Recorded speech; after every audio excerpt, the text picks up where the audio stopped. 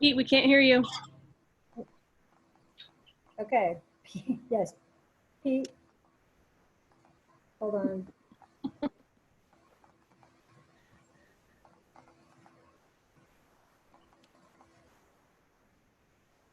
Pete, we still can't hear you, and I can't unmute you for some reason.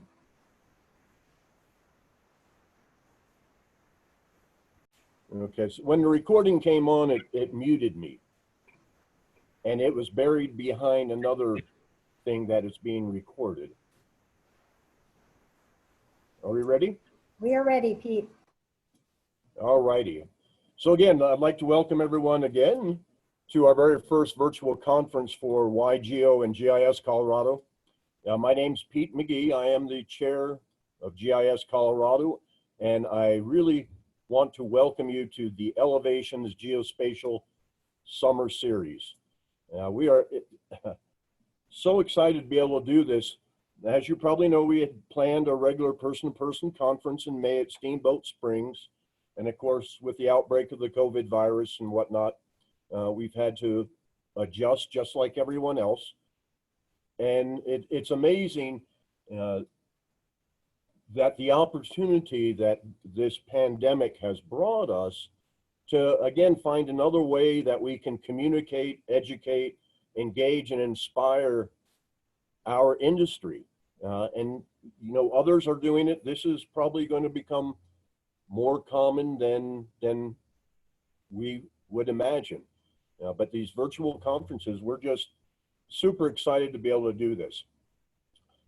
I would be remiss without giving a huge shout out and thanks to all of the planning folks, both from YGO and GIS Colorado, who have worked really tirelessly. And if you're out there listening, I'd like for you to stand up if you can. It's Darcy Kilpack, obviously, who is our moderator today, Karen Rogers, who I'll introduce in just a moment, Nick Case, Rich Chamberlain, Renee Hardy, Deb Wilson, Jeannie Hayes, Emmy Keeling, and Andrea Griego, I think I pronounced that right. Emily, Andrea, I apologize if I fouled that up. Let's give all those folks a great big hand, huh? I mean, just because we're virtual doesn't mean we can't act like we're person to person. So this is going to be a 4-week program of trainings and presentations. The first thing I would highly encourage everyone to do is get a copy of the agenda of the schedule from our website, Elevations Geospatial Summit, all one word. Basically, we have presentations on Tuesdays and Thursdays with trainings on Wednesday. We have believe it or not, a very, very packed schedule. And because we all have jobs, and sometimes it's very difficult to break away from your job to participate in a webinar or a training, we're recording everything.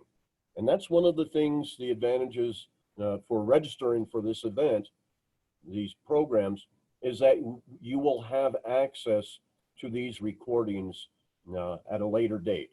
We will notify you by email where you can find the trainings and the presentations. We also are having 2 virtual socials planned.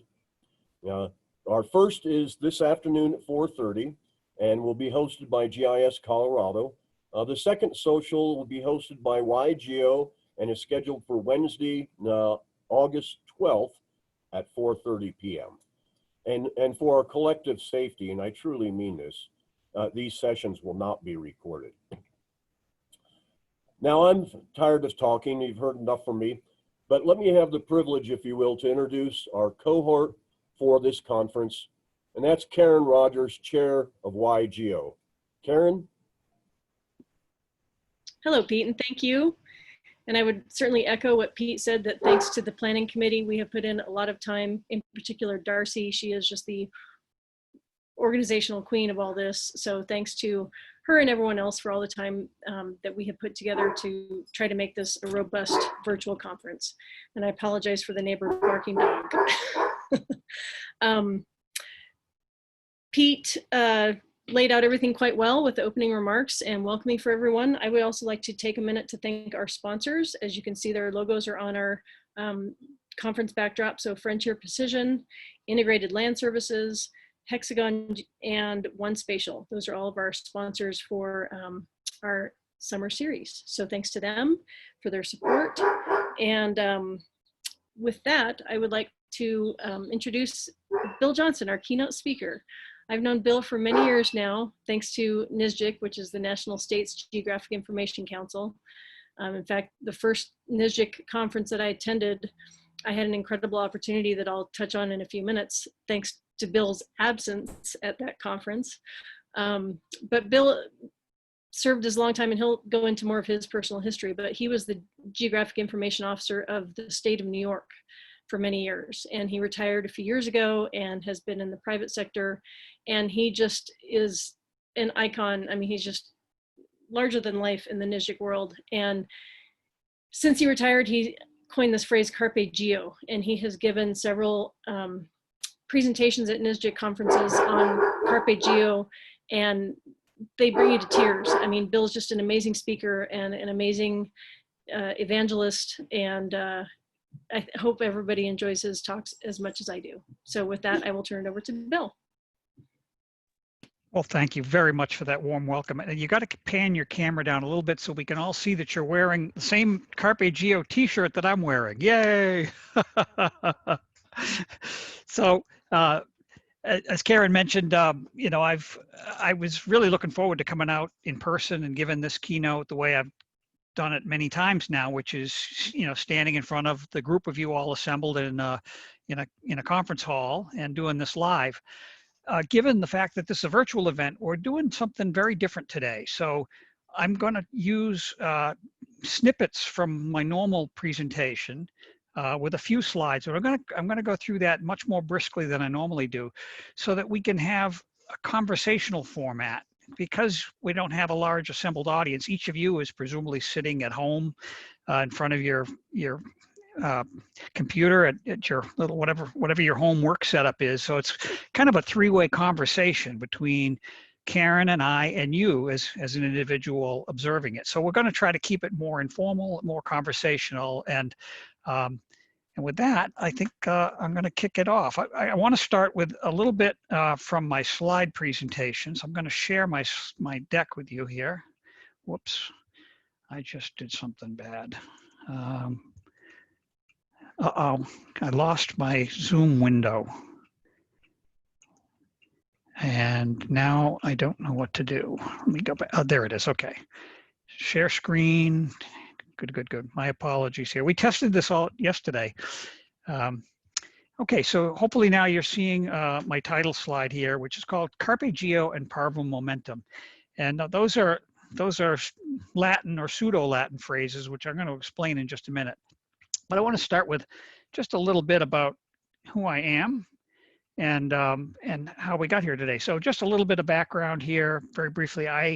I'm a regular guy who happens to have been very, very lucky in my career. And I come from the small town of Holden, Massachusetts. I'm number 5 of 6 kids, as you can see in some of these snapshots here. And I had a really great childhood. My father was a builder, so it was a kind of a blue collar home in the suburbs of a small city of Worcester, Massachusetts. So very unremarkable. And people that knew me growing up would be shocked to know that, you know, I've kind of at this point in my life made a name for myself, and I've been traveling around the country giving this keynote address, because there was certainly nothing about my childhood that would have predicted that. I was actually supposed to be a builder. The men in the Johnson family are pretty much all builders, and this is how I've spent a lot of my free time as well. So the fact that I ended up in GIS at all is kind of an interesting story that I'm not going to get too much into right now. But I actually, after college and graduate school, took my first job at the New York State Department of Transportation, and there's a picture of me early in my career. I actually didn't think I was going to stick it out. I thought I'd try it for a couple of years. I had recently gotten married to a woman I met while I was in graduate school in Michigan, and we thought, oh, let's give this a shot. If it doesn't work, no problem. I can go back into the building trades. I know how to make a living that way, and I wasn't at all concerned about it. So I really went into it with very low expectations. And this little graphic here is a kind of a timeline. Along the bottom, you see the years, and each step up is a promotion I got in my state career, which lasted for 31 years with the state of New York. And the colors correspond to the agencies that I worked in during that 31-year span. So you can see that I got promoted pretty rapidly in the early years. And the GIS office, as it came to be known, where I was working, started out at the DOT, but morphed into a few different agencies before it finally stabilized in the state IT agency where you see it now. So it's not like I was jumping around jobs to different agencies. I was basically in the same organization that was rehoused in different agencies over the years. And then since retiring from the state, I've kept active. I was actually for 2 years commuting back and forth to Washington, D.C., where I was working at the Universal Service Administrative Company on national broadband issues. And then starting about 2.5 years ago, I joined AppGeo, and it's a company I've known for pretty much my whole career. The company is about 30 years old, and I actually, one of the principals started his career with me at the New York DOT. So it was kind of a natural fit for me to go to AppGeo. So just a few shots of what it looked like at the DOT in those early days. We were just beginning to automate from photomechanical, kind of manual map production. These were, the DOTs were in that era the main map producing agencies in most states. They produced a highway map and other maps. In New York, we had a pretty extensive series of maps, and we produced them all in what had been state of the art in the 50s, 60s, and 70s. And we were just beginning to automate at the time I started. So this is the kind of equipment we worked on. You kind of laugh looking at it, but trust me, 30 years from now, you're going to laugh thinking about that old iPhone 11 with only 128 gigs of storage, and that'll generate a big chuckle. So I'm bringing up a photo of the guy in the inset here. His name is Les Merkline. He ran the mapping shop at the New York DOT, and I'm just pointing him out because I have a story about him a little later on, so I want you to remember that a little bit. But he was a hard driving guy, really demanded high quality work from everybody, and that's really the reason I stayed, because I hadn't expected that. And it really appealed to my sense of giving things my best. I had that kind of blue collar work ethic from my upbringing, and that was really put to the test at the New York DOT under Les Merkline. Another shot of what the facility looked like. But what I want to do is I wanted to get quickly to this idea of carpe diem. And you've seen this Latin phrase before, I'm sure, and it translates quite literally to seize the day. And normally carpe diem is referring to making the most of the here and now, living in the moment, taking advantage of things that pop up. But I think there's a little bit deeper meaning to carpe diem, and that is to kind of to stretch yourself, to maybe get off the path that you know for one that you don't know, to try things for the first time, to push yourself. And in the world of GIS, I've noticed a kind of an interesting pattern over the years, and particularly, in the work with the state GIS office. Very seldom did anybody come to us with a complete description of what they wanted done with GIS. It almost always started with something simple. Hey, can you make me a map of this? Or I'm doing a report and I need some maps in the report, or something like that. And what happens is you get into a conversation with the person, and eventually you learn a little bit more about what they're really trying to accomplish.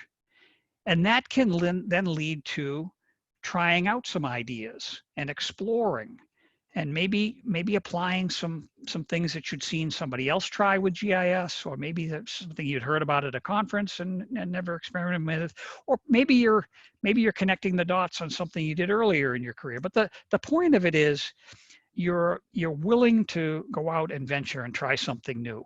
And when you do that, my experience is very good things happen, and you can get some surprisingly good results. And in the world of GIS, I like to flip carpe diem into carpe geo. And it's really just about that mindset, about that attitude of being willing to be an explorer and achieve great things with GIS. So I want to give you an example of that. And the example I'm going to use right now, I've got several, and we can talk about more of them later on when we get into a more conversational format. But in 2012, there was a very devastating storm that had started out as a hurricane in the tropics, but it had actually weakened to a tropical depression by the time it made landfall in the New York, New Jersey area. But its landfall, if you look in that graphic in the upper left, the shape of the land creates a funnel. And that storm, the winds behind that storm all pointed it perfectly into that funnel. And it created a storm surge that was far greater than anybody expected. And that storm surge brought massive flooding into New York City and particularly lower Manhattan. And in that lower left picture, you can see, a kind of a view of looking north from the southern tip, the lower tip of Manhattan, looking north. And you can see that lower Manhattan is basically all the power was out, and there was massive flooding, including a number of the subway stations. The water breached the entrance to the subway station and flooded the subway entrances, which then allowed the subway tunnels to fill up with this seawater. And you can see that on the right-hand side. So it was a disaster for New York City. And so as a result of that, the governor created a task force to look into infrastructure issues with the aim of thinking downstream, even 100 years. Like, what do we need to do over the next 100 years? We're going to be either replacing or maintaining or upgrading virtually every piece of infrastructure during its life cycle. What do we do with